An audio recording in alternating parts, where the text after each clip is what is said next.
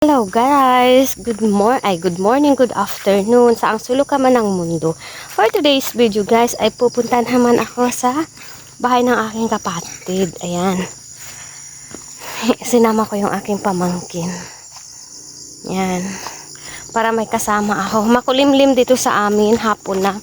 Dahil kahapon walang araw. Talagang sobrang lakas ng ulan. Kaya bad trip lahat ng manilabhan ko ay sirang-sira, naputikan na naman dahil hinayaan ko na lang sa sampayan pero tinalsikan ng mga putik. So kinailangan labhan ulit. Kanina umaga kaya medyo masama yung aking pakiramdam.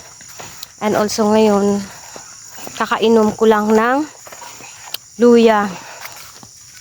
Ayan, uminom ako. Ginrated ko yung luya. Kinidkid ko yung luya and then piniga ako yung katas nung luya. So, bali, lagyan mo ng konting tubig yung luya para hindi sobrang anghang at nilagyan ko ng konting asukal kasi nga sobrang sama ng pakiramdam ko. Ayan, dito na kami. Sobrang sama ng aking pakiramdam. And parang medyo umokay ako after ko uminom nung katas ng luya. Ayan, umaya naman ako. Inaya ako naman yung pamangkin kong pupunta doon sa bahay ng mama papa niya. Kasi yung pamangkin ko, pinapa-stay ko sa bahay para makapag-aral siya. Ayan.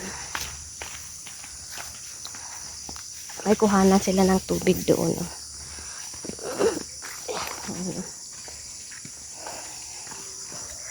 Ganun kasimple ang mga buhay dito sa probinsya.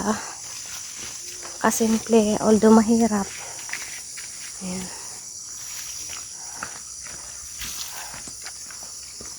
May kuhanan sila ng tubig dyan. O, ayan. O. May kumukuha ng tubig.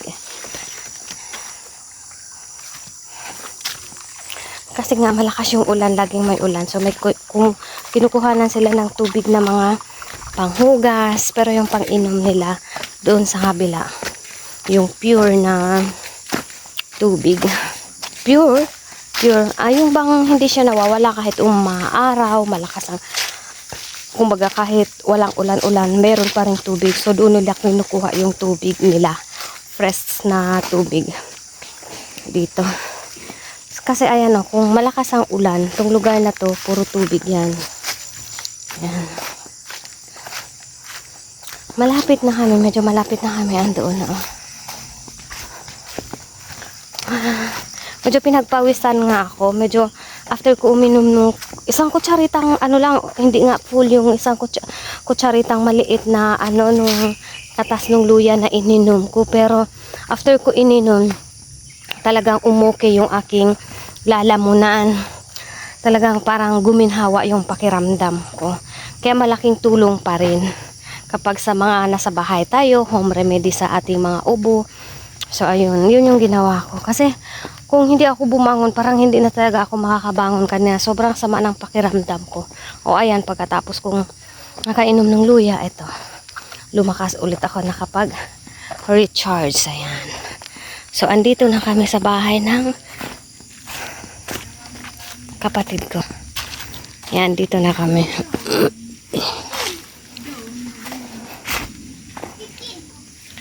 Ayan, press kong buhay dito.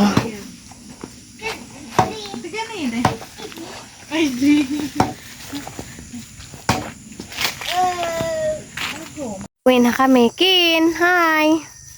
Ate Nicole. Nicole! Yan yung aking mga kasama. Pauwi na kami. Dumadaan kami dito sa may mga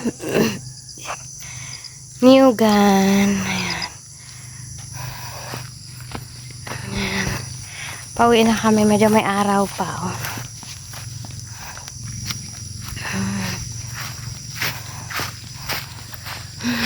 Para ma-exercise yung katawan ko, maano yung init.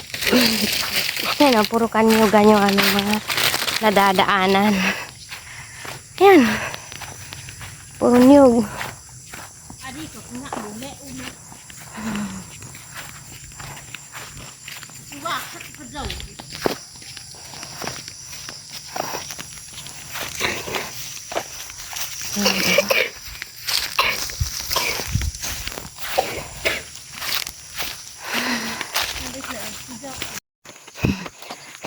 Ay, kapagod. Layo ng nilalakad namin.